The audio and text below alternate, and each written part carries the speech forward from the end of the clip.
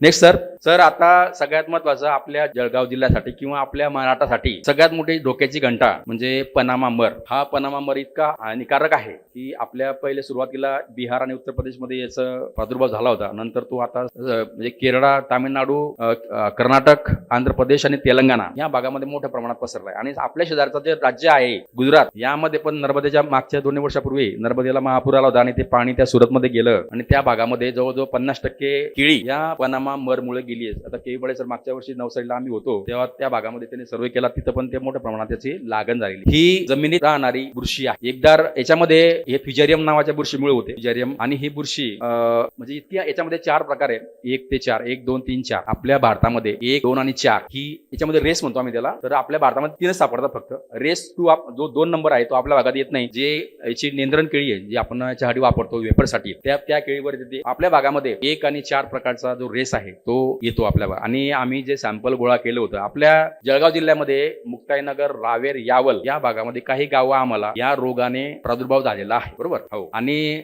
Trichy NRC जे राष्ट्रीय संशोधन केंद्र आहे केळीचं, त्यांनी आपल्या जळगाव जिल्ह्यात जो काही सॅम्पल गोळा केले होते त्याच्यामध्ये त्यांना रेस 4 जो सध्या जगामध्ये पूर्ण हानिकारक रेस म्हणून गणला जातो. म्हणजे ही जी बुरशी आहे हिचे जे अलग अलग प्रकार आहे. म्हणजे 4 मुलं समजा तुम्ही, 4 मुलांपैकी जो एक मुलगा जास्त हानिकारक आहे म्हणजे जास्त त्रास देतो लोकांना, तो रेस 4 आहे. तर त्याची पण लागण आपल्या जळगाव जिल्ह्यात झाली. त्यामुळे शेतकरी बंधूंना फार कळकळीची विनंती आहे की बाहेरच्या राज्यातून तुम्ही कंद अजिबात आणू नका. की हा आणि जर ज्या भागामध्ये ज्या शेतामध्ये तुम्हाला तो पनामा मर दिसतोय त्या शेतात जाऊच नका. मग त्याने फुकट बोलवलं तरी जाऊ नका, कारण की त्याची जी माती आहे तुमच्या पायाला लागली, चप्पलला बुटाला लागली आणि तुम्ही तुमच्या शेतामध्ये गेले तर तो तिथं तुमच्या शेतामध्ये त्याची लागण होणार. आणि ही बुरशी अशी आहे की ही एकदा तुमच्या शेतामध्ये आली की 50 म्हणजे तुमची पिढी निघून जाईल तरी ती बुरशी जाणार नाही.